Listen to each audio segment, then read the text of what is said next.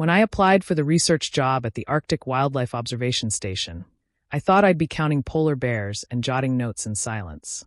A once-in-a-lifetime adventure in the cold wilderness. But no one warned me the wildlife might be watching back, not through curiosity, but through something else. Something aware. Now I'm stuck in a white wasteland where the only thing colder than the wind is the feeling that I'm not alone. It all started with a desperate job hunt. I was recently laid off, scraping by in a shoebox apartment in Minneapolis. When I saw the listing, I thought it was a scam. $5,000/week, short-term contract. Wildlife observer needed. Arctic location. All gear and training provided. Experience preferred but not required. I had no experience, but I had nothing to lose. A week later, I was packed into a tiny propeller plane headed north, soaring over frozen terrain that looked like the end of the world. The station was nestled in the middle of nowhere. 3 gray prefabs joined by metal walkways, surrounded by snow and the kind of silence that presses against your skull.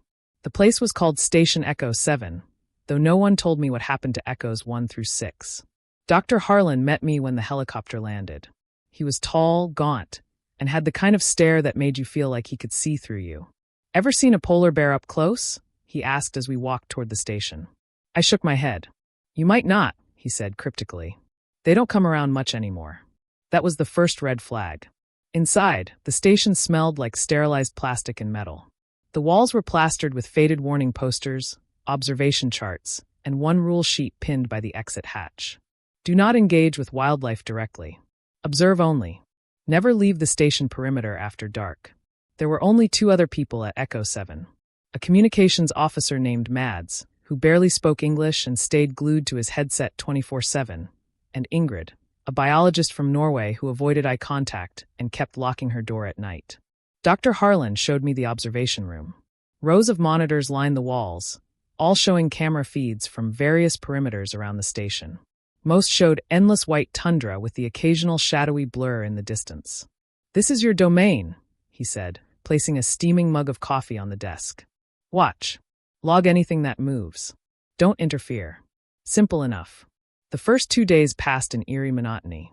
The cold seeped through the walls, even with industrial heaters. The wind howled outside constantly. Sometimes I swore I heard scratching, but every time I checked, nothing was there. On day 3, I saw something. It was around 2 a.m.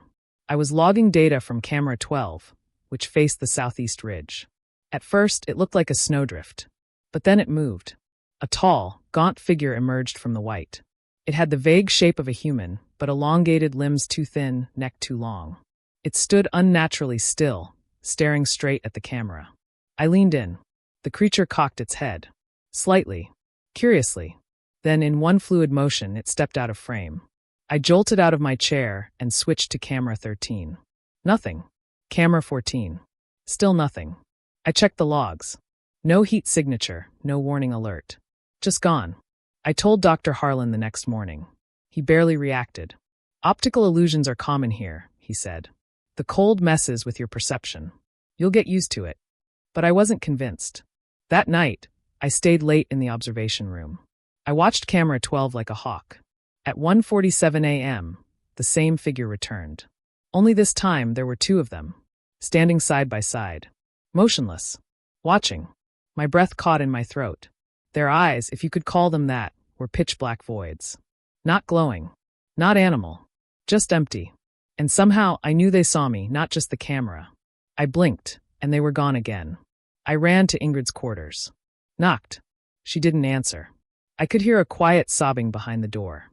"Did you see them too?" I whispered through the metal. The sobbing stopped. "Ignore them," she finally said. "They only come when you notice." I didn't sleep that night. By the end of my first week, I stopped watching the wildlife. Because they were watching me, and they were getting closer. Every night, a little closer to the station. Standing still. Never blinking. Never speaking. Just watching. And something tells me, they're waiting for me to step outside. I thought the Arctic was empty. Desolate. A place where the cold ruled and man stood alone. But I was wrong. Because every night, the wildlife I was hired to observe, if that's what they are, creeps closer to the station. And the worst part, they know my name now. I woke to pounding. Not on my door. Not from the wind. from underneath the floor. The metal groaned, soft but rhythmic, like footsteps below the sublevel, an area none of us were allowed to enter. The hatch was sealed, padlocked with a faded red tag reading restricted, authorized personnel only. I got dressed and checked the hallway. Silent. Still. Only the low hum of the heating units and the ever-present scream of the wind outside. I glanced out the narrow window in the hallway. One of them was standing by the perimeter fence. Closer than before. Tall, thin, the outline nearly blending with the blowing snow, except its face. Pale and stretched like something masquerading as human, but not getting it quite right. And it wasn't facing the camera this time. It was staring at the window. My window. I stepped back instinctively, my breath hitching. The moment I blinked, it was gone. I rushed to the observation room. Camera 12, nothing. Camera 13, snow. Camera 14, just static. Static. That had never happened before. Dr. Harlan was already there, sipping tea like it was just another Tuesday. We lost camera 14, I told him. He glanced at the screen. Could be the cold. Or interference. It's not the cold. I saw something. It was right outside. It was. He raised a hand. Calm, controlled. Too calm. I told you before, he said. The environment plays tricks on your mind. Don't let it. But they're getting closer. They were at the fence. He leaned in, his eyes sharper than ever. They only get closer when you start believing in them. That line messed with my head for the rest of the day. I found Ingrid later. She was in the lab, staring into a microscope, not even pretending to work. They were at the fence, I whispered. She stiffened. Did it speak to you? She asked, not looking up. No. Then you're lucky. Mads wouldn't speak to me at all. When I tried to ask him about the cameras, he slammed his radio headset down and left the room. I noticed the edges of his maps were covered in charcoal sketches, distorted, angular figures, all staring forward. One looked just like the thing I saw last night. I didn't sleep that night. I stayed up watching the feeds, flipping through every angle. Snow. Wind. Nothing. Until 2:13 a.m. A motion alert pinged on camera 3. Northwest Ridge. I clicked it. And froze. One of them was kneeling in the snow, head bowed. A second stood over it. The standing one turned its face to the camera, closer than ever, and raised its hand. 5 fingers. Too long.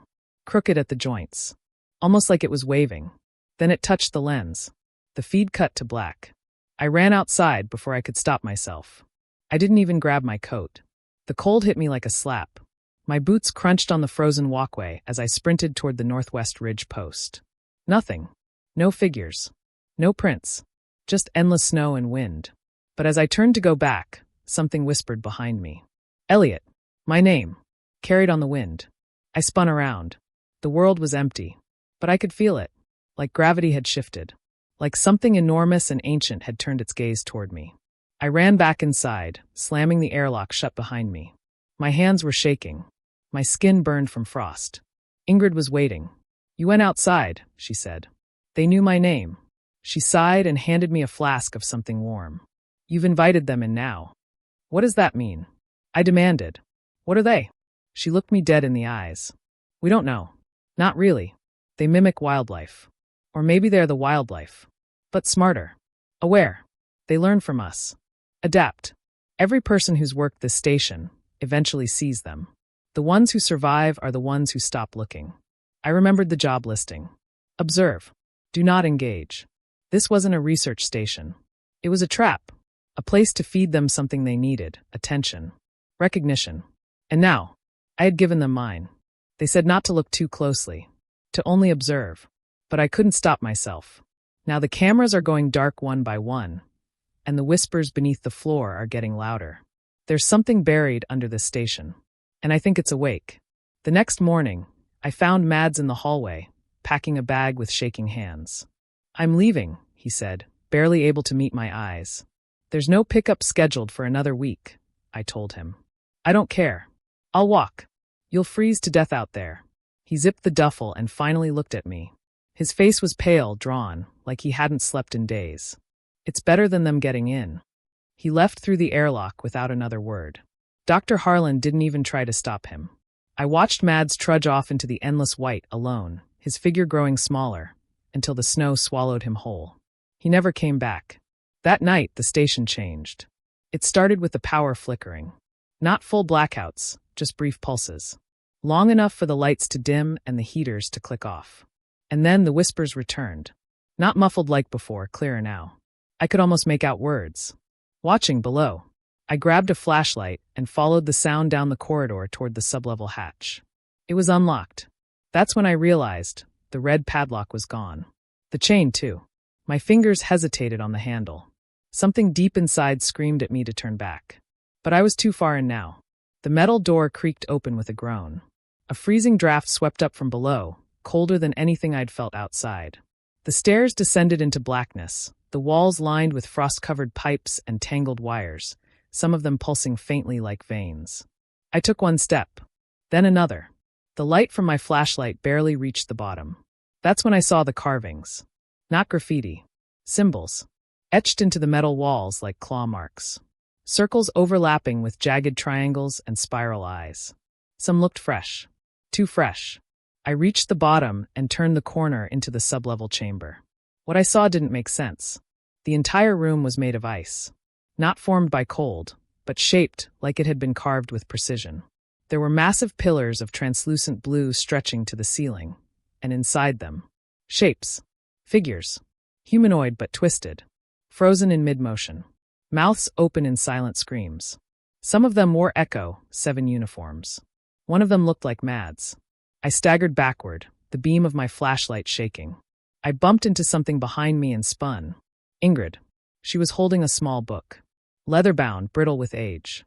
"You shouldn't be down here," she said softly. "What is this place?" I demanded. "What the hell is going on?" She didn't answer right away. Just handed me the book. It was a log filled with entries from years ago, decades. Scientists, observers, even military personnel.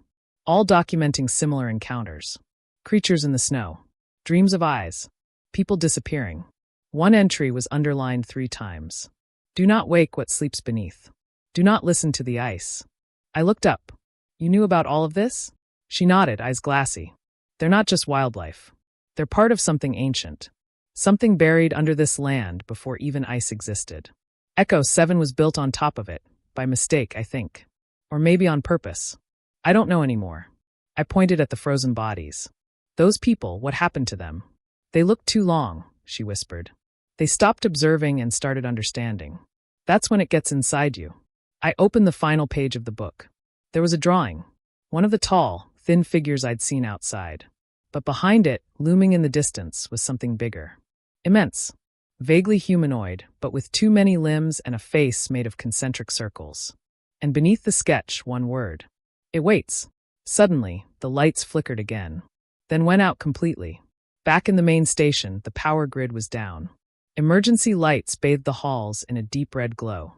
I tried to radio for help, static. Dr. Harlan was waiting for me in the observation room. Staring at the cameras. "They're at the fence again," he said calmly. "All of them." I looked. There were dozens now. Dozens of tall, pale, silent things standing in the snow. Not moving. Not blinking. Just waiting. "They're drawn to consciousness," he said. "To curiosity. They want to be noticed. And once you notice them, they notice you back. You look too closely, Elliot. Now they're listening." I backed away slowly. "What do they want?" "I think they want in. They told me not to go below the ice. They said the creatures only watched. But the power's failing. The airlock's open. And something is moving through the halls of Echo 7. I think they've stopped watching. Now they're here." I didn't sleep. Couldn't. I sat on my cot, flashlight gripped tight, the red emergency lights strobing just outside my door. My breath fogged in the freezing air. The heat systems were dying with the power. From the hallway, I heard it again. Not whispers this time. Footsteps. Slow. Deliberate. Then the soft creak of doors opening down the hall. One by one. Getting closer. I knew it wasn't Ingrid or Dr. Harlan. They wouldn't walk like that. Rhythmic and heavy, almost like something was testing its weight in each step. My hand trembled as I reached for the old station map tucked in my drawer. The sublevel chamber, where I found the frozen bodies, was directly beneath us. If those things had found a way up. Suddenly, my light flickered. And then I wasn't alone. Something moved across my peripheral vision. A blur. Just outside the window slit in the door. I backed away slowly. Then bang. A hand slammed against the glass. Long fingers, too many knuckles. Skin like stretched wax over bone. I clamped my hand over my mouth, backing up to the far wall. The hand dragged slowly down the window, leaving behind a trail of frost. Then silence. When I finally dared to look again, it was gone. I ran to the control room. It was dark. Only the backup monitors were working, and most of the feeds were static or offline. I found camera 6 still functioning, the south hallway. And I saw it. A figure.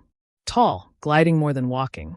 Its arms hung unnaturally long at its sides, almost scraping the floor. It stopped at a junction, then tilted its head upward, toward the ceiling camera. It stared directly into the lens. Its mouth moved. No sound, but the words appeared in my mind. You see now. I stumbled back, nearly falling over the chair.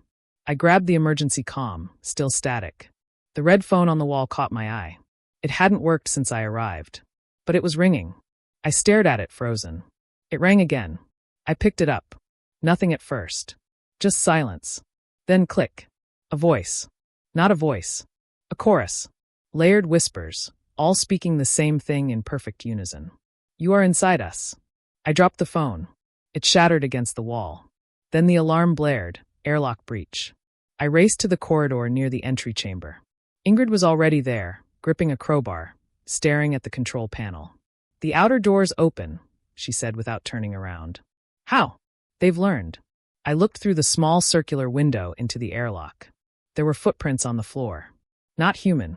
Three-toed, deep, and steaming against the cold steel. They're inside, she whispered. A slow creaking sound echoed from the ceiling above us. We both looked up. A shadow passed behind the grated vents. Something was crawling through the maintenance shafts. Ingrid turned to me, eyes wild. We need to seal the sublevel. It's the only way. But Harlan. He let them in, she said. He's been talking to them for days. That didn't surprise me anymore. The way he stared at the monitors, calm, devoted. It wasn't science. It was worship. We moved fast. Back to the sublevel hatch. The door stood open. Ingrid lit a flare. The narrow stairwell was glowing red, shadows dancing on the frost-covered walls. The carvings I saw before were deeper now. They'd spread across the entire staircase. Symbols twisting into faces. Some of them looked like me. Down below, faint noises echoed. Breathing.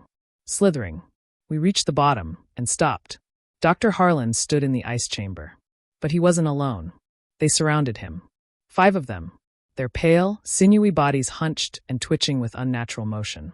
Yet they didn't touch him. They just stood, watching. Dr. Harlan turned slowly toward us. They aren't creatures, he said. They are memory. The land remembers. The world remembers. And now they remember you. I raised my flashlight. But one of the things moved. So fast I couldn't see it. Just a blur. And suddenly it was inches from me, its head tilting in unnatural angles as it stared. Then it smiled. Its mouth unzipped from ear to ear, revealing rows of needle-like teeth. Not bone, ice. Frozen. Shimmering. I couldn't move. Ingrid swung the crowbar, crack, and knocked the thing back. She grabbed my arm, yanking me toward the exit. We have to lock it in, she shouted. We sprinted up the stairs. The creatures didn't follow, not right away. They just watched. That was worse. We reached the main floor and slammed the hatch shut, bolting it. I turned to Ingrid, panting. What are they? I asked. What do they want? She looked at me, terrified. They want to wear us. We sealed the sublevel. We cut power to the lower decks. We burned the blueprints, shut down comms, and prayed it would be enough. But they're still here. And tonight, they'll finish what they started. If anyone's listening, this is my final transmission. The lights are nearly gone now. We're running on fumes. What little power remains is flickering through the base like a dying heartbeat. The cold is unbearable. My fingertips are numb, nose frozen raw, skin cracking with every breath I take. Ingrid hasn't spoken in hours. She just stares at the walls, crowbar across her lap, rocking slightly. She hums sometimes. A soft lullaby I don't recognize. Every time she stops, I swear I hear the humming continue, echoing from the vents. I tried to send an SOS through the long-range comms earlier, bypassing the fried relay. Nothing got through. But the system received a reply. A single ping. Not from the outside world. From beneath us. That same phrase echoed through the signal, buried in the static. You are inside us. Last night something changed. I woke up to find Ingrid gone. Her cot was cold. Her crowbar still there. I followed her footprints down the main hallway, expecting to find her maybe near the control room, or staring into one of the blank monitors again. Instead, they ended near the eastern wall. Just ended. The wall was solid metal. No doors. No vents. But there, in the frost on the surface, was the imprint of her palm. Pressed from inside. My stomach twisted. The air seemed thicker. Heavier. I ran back to the generator room, only to find it open. Wide open. And humming. The backup generators had come alive again, but we hadn't touched them. I approached, wary. That's when I saw Dr. Harlan. He was standing in the shadows beyond the fuel tanks, unmoving, as though waiting for me. His voice was soft. Croaky. Like he hadn't used it in weeks. They're waking, he said. The ice doesn't hold them anymore. I wanted to ask how he got out, how he was alive. But when I took a step forward, his skin twitched. Shifted. Like it was sliding across something beneath. He smiled, lips stretching too wide. They want you to see, Mason. You've seen pieces. Now they'll show you the whole. The lights exploded. I ducked as sparks flew. When I looked up, he was gone. I sprinted through the dark, every corridor more warped than the last. The walls were bleeding frost. Symbols carved deeper than before, some pulsing faintly, like veins under skin. I found Ingrid. She stood in the middle of the old lab. Eyes rolled back. Face pale. Around her, floating in midair, were files, my notes, research logs, even drawings I never made. They hovered, twisting slowly, ink bleeding down the pages. She looked at me. They remember everything. Then she collapsed. I dragged her back to the control room, but she wouldn't wake up. Her breathing was shallow, lips moving silently, murmuring names I didn't recognize. Then I heard it, coming through the radio speaker, which hadn't worked in weeks. A voice. Mine. I was hired to watch Arctic wildlife. I stared at the receiver. It repeated my own words, what I'd recorded during my first days. The logs. The monologues. Then came other voices. Harlan. Ingrid. People I never met. Hundreds of voices, layered into one. We are what's left behind. We are the memory. We are the shape you wear. I threw the radio across the room. They're not creatures. Not spirits. They're something far worse. They're echoes of humanity, copied and stored in the ice. Every step we take, every breath, every scream, it's cataloged, absorbed, memorized, and eventually reproduced. Not perfectly. Twisted. Incomplete. That's why their smiles don't look right. That's why they whisper in voices that overlap and fold in on themselves. They're trying to be us. I write this now with frostbitten fingers, Ingrid lying silent behind me. Outside, the storm howls, but I know it's not just the wind. There are shapes out there, and one of them looks just like me. It was watching from the edge of the snowbank. Naked. Shivering. But when I looked again, it was smiling. Waving. I thought I was alone in this station. But now I understand. This isn't a station anymore.